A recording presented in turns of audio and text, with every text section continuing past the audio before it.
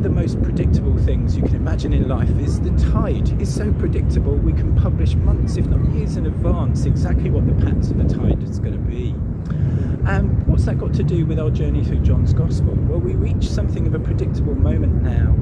A few days after the wedding at Cana, Jesus has spent some time with a wider family up in the north. John tells us that Jesus and his disciples travelled up to the city of Jerusalem. And the reason they did that was because of the predictable flow of annual religious festivals. It was time for the Feast of Passover, a really special event in the life of anyone from a Jewish background. It was then, it still is today.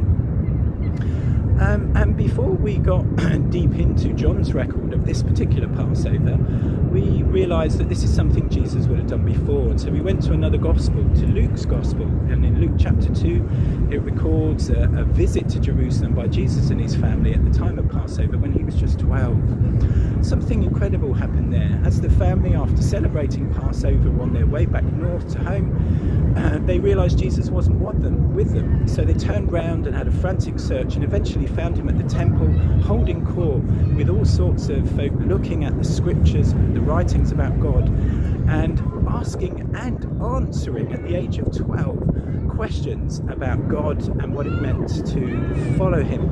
And when a frantic mum and dad confronted Jesus and said, "Where have you been?" he said, "Why are you worried? Didn't you know I needed to be about my Father's business?"